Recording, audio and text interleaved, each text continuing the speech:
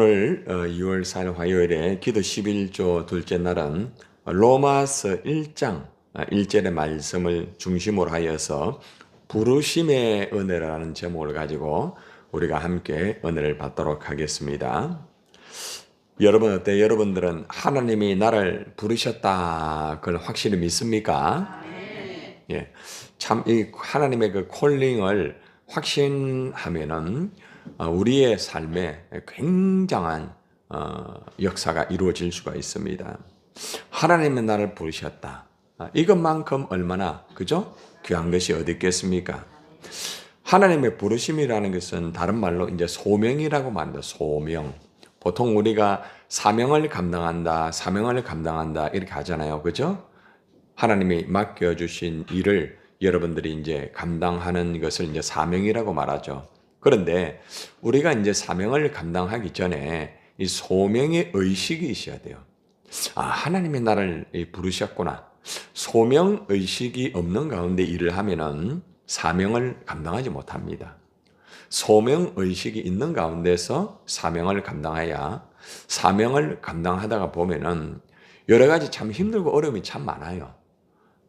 그러다 보면은 내가 이 일을 할 수 있을까? 염려도 되고 걱정도 되고 그죠? 때로는 또 흔들릴 때도 있단 말이에요. 그런데 이 소명의 의식, 하나님이 나를 부르셨다는 이 의식이 있으면은 사명 감당하는데 좀 힘들어도 그걸 이겨나갈 수가 있는 거예요.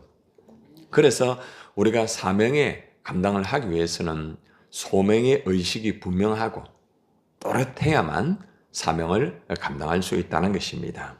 자, 그러면은 우리가 이 하나님의 이 부르심에 대해서 하나님이 어떻게 우리를 부르시고 어떻게 역사를 하였는지 오늘 부르심의 은혜에 대한 말씀을 우리가 함께 이제 교훈을 받겠습니다.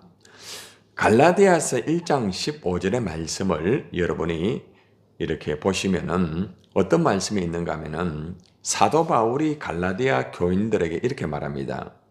내 어머니의 태로부터 나를 택정하시고 그의 은혜로 나를 부르신 이가 라고 말합니다.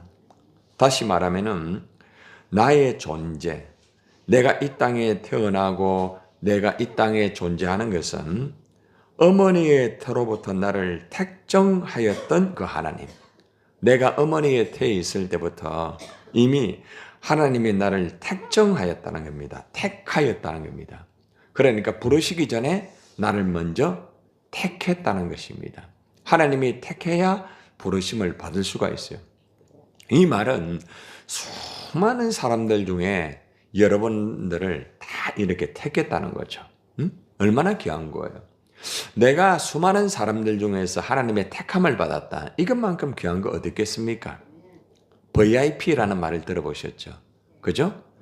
다시 말하면 수많은 사람들 중에서 이 VIP 자리가 있어요. 그만큼 그 사람을 대우하는 거죠. 그죠? 하나님께서 어떻게 보면 여러분들을 이 VIP로 택했다는 거죠. 너는 가장 귀한 인물이야. 너는 내 아들이야. 너는 내 딸이야.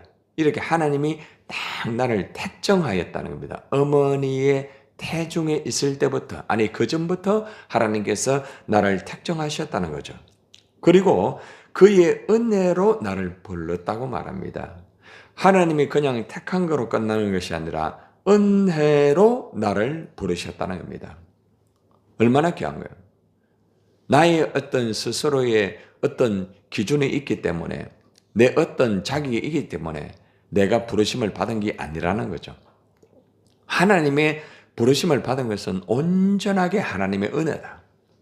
여러분들이 하나님의 택정을 받고 하나님의 부르심을 받은 것은 여러분들이 굉장하기 때문에 많은 것을 갖추었기 때문에 하나님의 택정함을 받고 부르심을 받은 게 아니란 말이에요. 하나님의 은혜로, 전적인 하나님의 은혜로 택정함을 받을 수 없는 나, 부르심을 받을 수 없는 나지만은 하나님이 은혜로 나를 택정하시고 나를 불렀다는 거죠. 이것만 바라봐도 얼마나 감사가 넘칩니까? 여러분 오늘 본문의 말씀에 로마서 1장 1절의 말씀에 보면은 하나님이 무엇 때문에 나를 택하시고 무엇 때문에 나를 불렀는지를 분명한 목적을 로마서 1장 1절에서 분명하게 우리에게 가르쳐주고 있습니다. 예수 그리스도의 종 바울은 사도로 부르심을 받아. 사도 바울이 하나님의 예수님의 종으로 부르심을 받았다는 거죠. 하나님의 종으로 부르심을 받았다. 여러분들도 각자가, 저나 여러분들이 직분은 각자가 다르지만은 모두가 다 하나님의 종으로 부르심을 받았다는 거죠.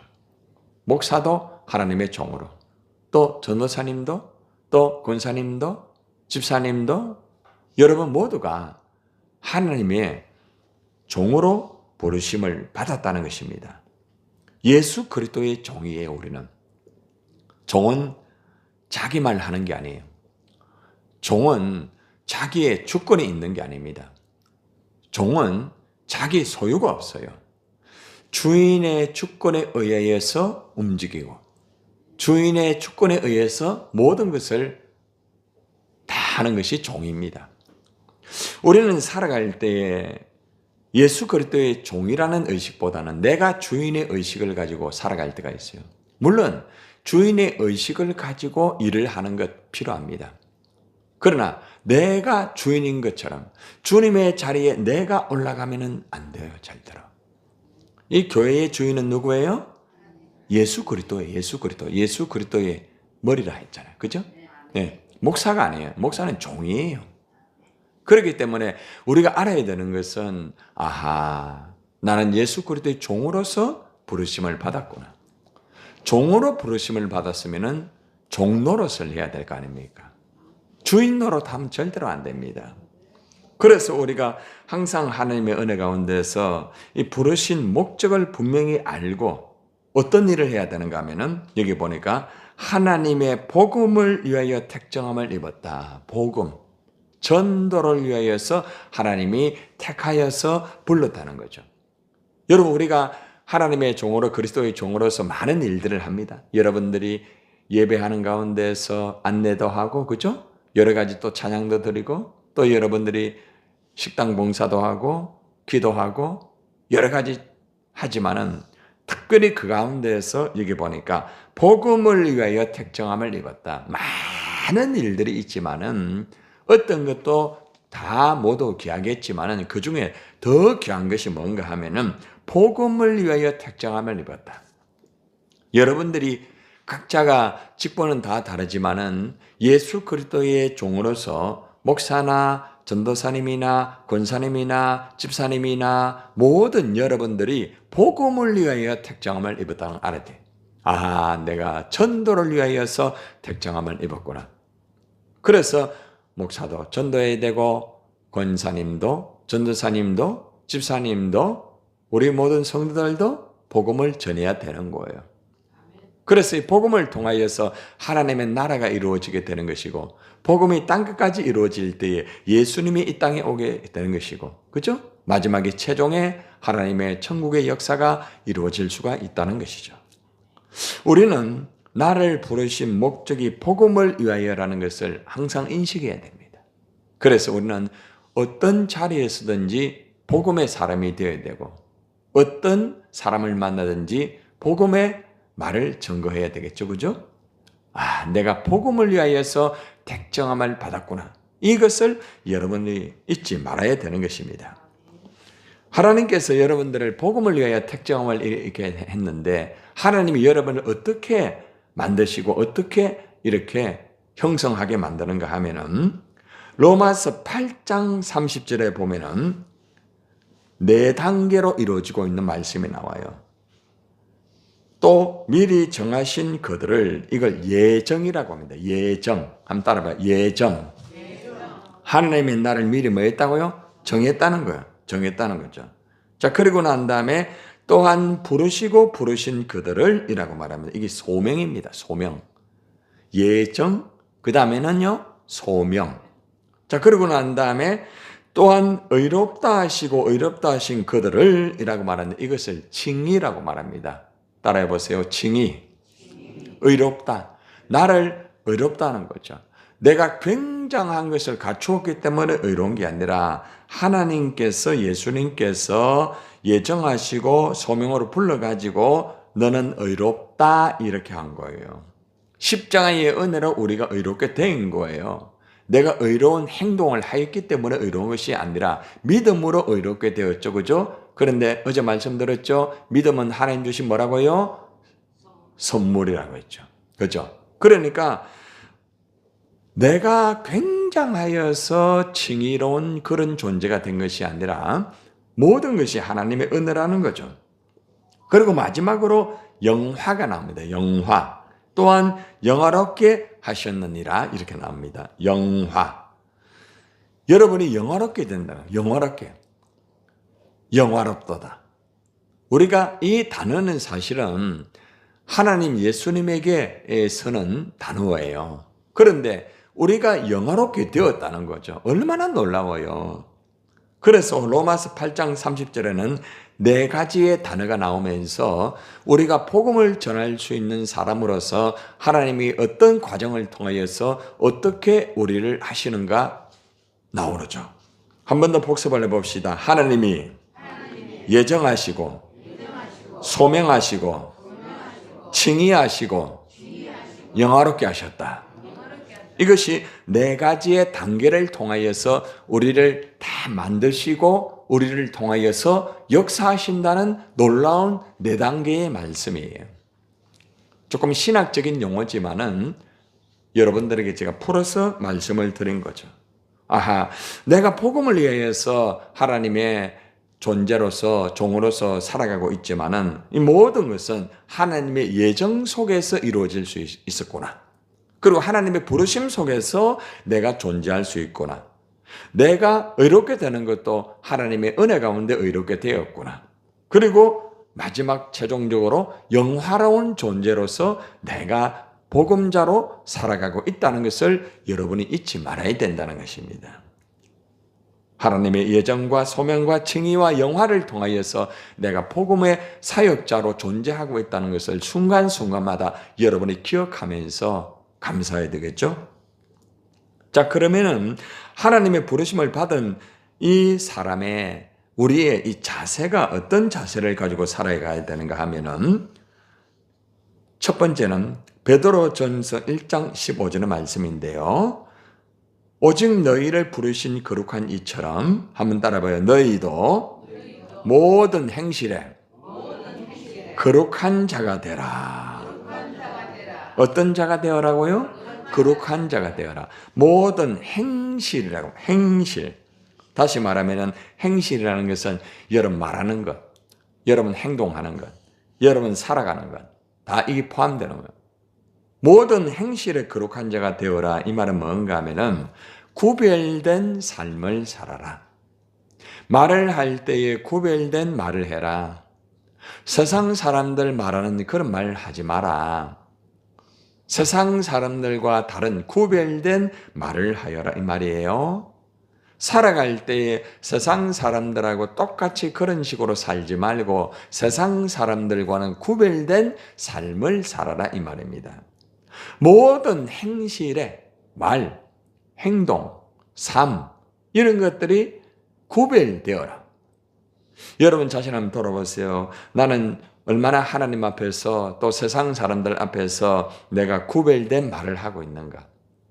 그리고 또 내가 얼마나 구별된 삶을 살고 있는가?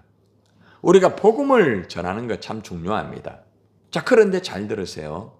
복음을 전할 때에 세상 사람들 하는 말 똑같이 하고 세상 사람들 하는 행동 똑같이 하고 그러면 안 돼요. 그건 거룩한 사람이 아니에요. 우리는 거룩한 백성이란 말입니다. 거룩한 백성이 거룩한 말을 하고 거룩한 삶을 살고 거룩한 행동을 해야 거룩하지 못한 사람들이 아하, 하나님을 믿는 사람, 저 사람들은 하나님 때문에 저렇게 거룩한 말을 하구나. 아, 거룩한 삶을 살구나. 우리도 저렇게 살아야 되겠다. 이게 빛 아닙니까? 그래서 우리는 거룩한 삶을 살기 위해서는 내가 십자가에 그러한 희생이 있어야 되고 나를 포기하는 것이 있어야 돼요. 그렇지 아니하면은 세상 사람들에게 복음을 전하고도 욕을 들을 수밖에 없다는 거죠. 어떻게 저 사람이 예수 믿는 사람이고 그렇게 할 수밖에 없다는 것이죠. 그래서 우리는 하나님의 부르심을 받은 자로서 항상 우리의 행실에 우리 말, 우리의 삶, 우리의 행동 하나하나 체크를 하여서 고칠 것은 고치고 보완할 것은 보완하면서 날마다 우리가 예수 그리스도 안에서 성령으로 새롭게 돼야 돼요. 말하는 것이 새로워지고 삶이 새로워지고 행동이 새로워져야만 그 복음의 가치가 있단 말이에요. 복음의 가치는 여러분 언어를 통하여 나타나는 거예요. 여러분의 삶을 통하여 복음의 가치가 나타나는 거예요. 아무리 십자가의 복음이 귀하다 할지라도 내 말이 더러워지고 내 삶이 더러워지게 되면은 복음을 더럽게 만드는 내가 되는 거예요. 복음은 굉장한데 얼마나 안타까워요. 진주를 어떻게 돼지에게 주겠느냐. 응? 그렇기 때문에 여러분들이 하나님 앞에서 정말 귀한 이 복음을 전하기 전에 내 말과 내 어떤 행실, 내 어떤 삶이 항상 거룩하게 되어야 그 복음의 가치가 있다는 것을 알아야 됩니다. 두 번째는 하나님의 부르심을 받은 자는 순종을 해야 됩니다. 순종. 히브리서 11장 8절의 말씀에 보면은요. 믿음으로 아브라함은 부르심을 받았을 때에 순종하여라고 말합니다. 순종하여. 장래의 기업으로 받을 땅에 나갈 새 갈 바를 알지 못하고 나갔다고 말합니다. 아브라함은 부르심을 받았을 때에 갈 바를 알지 못했다고 말합니다. 우리가 하나님의 종으로 예수 그리스도의 종으로서 부르심을 받고 복음을 전거하고 살아갈 때에 사실 갈 바를 알지 못할 때가 있어요. 야, 어디로 가야 될지 모르겠다. 이거 어떻게 해야 될지 모르겠다. 자, 이렇게 할 때에 하나님의 부르심을 받은 사람은 부르심을 받았을 때에 순종을 해야 돼요. 내가 갈 바를 알지 못한다고 하여가지고 하나님이 이렇게 하라 말씀을 하는데도 나 그거 못합니다. 나 그거 힘듭니다. 이렇게 하면 안 돼요. 내가 갈 바를 알지 못하고 내가 이해가 되지 않고 내가 힘들어도 하나님이 가라고 하면 가는 거예요. 하나님이 서라고 하면 서야 되는 거예요. 하나님 멈춰오라 하면 멈춰야 되는 거예요. 하나님이 가라고 하는데 서고 하나님이 서라고 하는데 가고 하나님이 멈춰오라 하는데 자꾸 움직이고 그러면 안 돼요. 신호등의 원리 아십니까? 붉은 신호등이 오면 멈춥니까? 갑니까? 멈춰야죠. 가면은 사고가 나요. 그죠? 푸른 신호등 오면은, 그죠? 가야죠. 서면 안 됩니다. 가야 됩니다. 새벽이니까 지금 정신이 없죠? 네, 가야 됩니다. 그리고 예비등 노란등이 올 때 어떻게 합니까? 예. 기다리든지, 그죠? 그렇게 해야 됩니다. 그죠? 온다고 해가 노란등 보고 가면은 자칫하면은 붉은 등이 빨리 올 수도 있죠. 그죠? 딱 준비를 해야 돼요. 준비를. 그죠? 우리가 신호등을 지키듯이 하나님이 여러분들에게 붉은 신호등을 딱 줄 때는 멈추세요. 일단 멈추어야 됩니다. 노란 신호등을 딱 제시를 하면은 준비를 놨어요. 준비를. 그죠? 그리고 딱 푸른 이 신호등이 딱 오면은 어떻게 합니까? 여러분들이 가면 되는 거예요. 그래서 우리가 신호등을 지키듯이 하나님이 나에게 지금 어떤 말씀을 주시는지 이것을 잘 여러분이 보시고 서야 할 때 서고 가야 할 때 가고 멈춰야 할 때 멈추는 거예요. 이걸 잘 하셔야 돼요. 순종의 의미는 무조건 가는 게 아니에요. 때로는 멈춰야 될 때 멈추는 것이 순종이에요. 하지 말아야 될 때 하지 않는 게 순종이에요. 그렇죠? 그래서 우리는 순종이라는 것을 잘못 오해를 해가 무조건 가는 것만 순종이라고 합니다. 아니에요, 여러분. 그래서 우리가 아브라함처럼 하나님의 부르심을 받았을 때 이러한 순종의 자세를 가져야만 우리가 전도자로서 하나님의 부르심의 은혜에 삶을 온전하게 살아갈 수가 있다는 거예요. 세 번째는 하나님의 부르심을 받은 자는 항상 평강을 위하여 감사가 있어야 됩니다. 하나님의 부르심을 받은 사람이 마음의 평강이 없고 감사가 없으면 결국에는 부르심의 목적을 이루어 드리지 못합니다, 여러분. 여러분들 골로새서 3장 15절의 말씀에 보면은 이 말씀이 있습니다. 그리스도의 평강이 너희 마음을 주장하게 하라. 평강이 내 마음을 주장하게 해야 돼. 자, 여러분들의 마음을 지금 누가 주장하고 있습니까? 하나님이. 참 좋습니다. 하나님이 주장하면 참 좋아요. 그런데 여러분 마음을 지금 사람이 주장하지 않아요? 자기가 할 때도 있고 어떤 사람에 의해서 마음이 막 흔들리고 막 주장이 되는 경우 있죠. 여러분 여기 잘 봐요. 그리스도의 평강이 너희 마음을 주장하게 하라고 했어요. 내 안에 그리스도의 평강이 나를 주장하게 만들어야 하나님의 목적을 이루어 드릴 수가 있고 정상적인 바른 길을 갈 수가 있어요. 그런데 내 마음에 다른 사람이 나를 주장하고 있어요.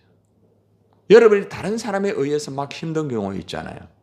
그게 바로 그런 경우예요. 한 단계 더 나가서 그리스도의 평강이 아니라 사탄의 악령이 내 마음을 주장할 때도 있다는 거죠. 여러분 내 마음이 어떤 것으로 주장되냐에 따라서 내가 어떤 말을 하고 어떤 행동을 하는가 나타나는 거예요. 마음을 다스려야 돼요. 자기 마음을 다스리지 못하게 되면은 무너집니다. 내 어떤 기준과 원칙과 내 방법을 통하여서 내 마음을 절대로 주장하지 못합니다. 그렇기 때문에 그리스도의 평강이 나를 주장하게 만들어야 돼요. 평강은 성령의 영입니다. 그죠? 다시 말하면 성령에 의하여서 내가 이끌려갈 때, 성령을 따라갈 때 내 마음의 평강이 나를 주장하게 된다는 거죠. 그러면 성령의 평강은 무엇으로 나타납니까? 9가지 열매. 뭐예요? 사랑, 그죠? 희락 쭉 나오죠? 마지막 뭐예요? 절제. 그러니까 내 마음의 평강이라는 것은 성령의 9가지 열매가 항상 내 안에서 나를 주장하고 나를 다스려야만 평강이라는 것이 이루어질 수가 있다는 거예요. 너희가 한 몸으로 부르심을 받았나니 또한 너희는 감사하는 자가 되어라.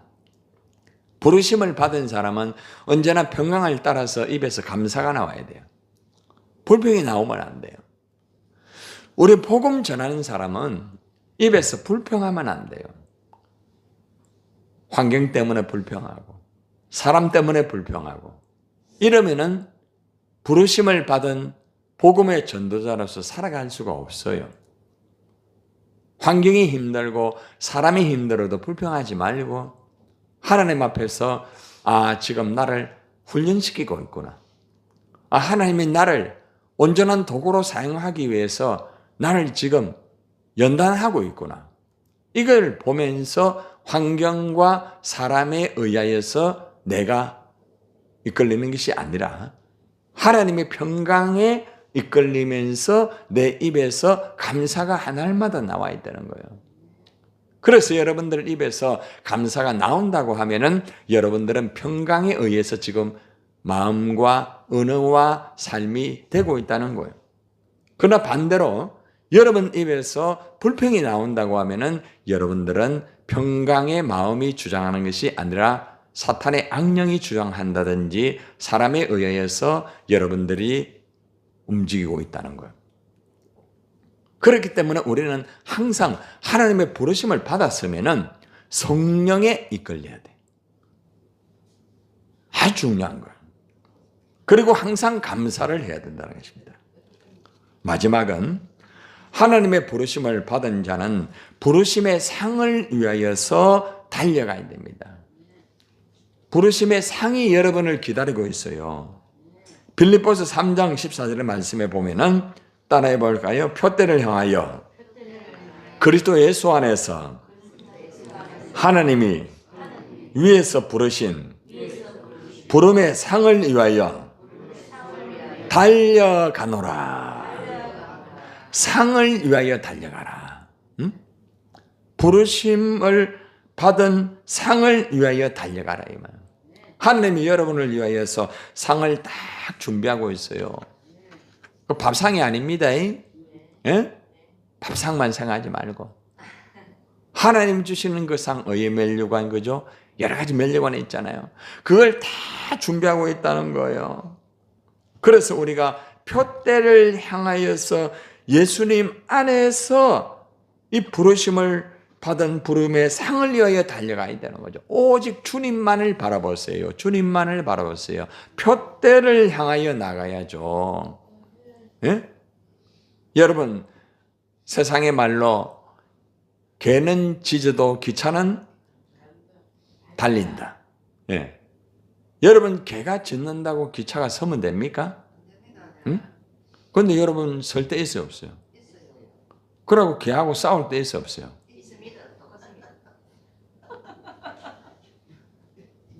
참 우습죠? 알기는 아는데 기차는 그냥 달리면 되는 거라. 아니, 개가 짖는다고 해가지고 왜 거기서 내려가지고 싸우다가 다치고 거기서 죽을 수도 있어요. 바보 중에 이런 바보가 됐어요. 여러분 잘 들으세요. 기차가 달릴 때 개가 짖는다고 해 기차에 영향이 없어요. 그죠? 아무렇지도 않아요. 기차는 그대로 가는 거예요. 기차가 바뀌는 게 아니에요. 방향이 바뀌는 게 아니에요. 문제는 뭔가 하면은 기차 안에 타 있는 사람이 자꾸 흔들리는 거예요. 여러분이 살아갈 때 개 짖는 소리가 있단 말이에요. 에? 그죠? 그 소리 때문에 힘들어할 때가 있단 말이에요. 그 소리 때문에 무너질 때가 있단 말이에요. 그래서 오늘 여러분들이 꼭 기억하세요. 하나님의 부르심을 받은, 은혜 받은 사람은, 복음을 전하는 사람은 어떤 개가 짖어도 기차는 달린다. 잊지 말고 여러분들의 오늘 말씀을 똑바로 기억하여서 하나님이 나를 불렀다는 거, 하나님이. 사람이 여러분을 부른 게 아니에요. 아시겠어요? 김태형 목사가 여러분 부른 게 아닙니다. 하나님이 여러분을 불렀고 하나님이 여러분을 이 교회에서 세웠고 그렇게 했기 때문에 여러분들이 하나님을 따라가는 것이 가장 중요한 거예요. 그래서 오늘 여러분 모두가 하나님의 부르심에 거룩하고 순종하여 감사하면서 부름의 상을 위하여서 여러분이 복음을 전하면서 달려가기를 예수님의 이름으로 축원을 드립니다.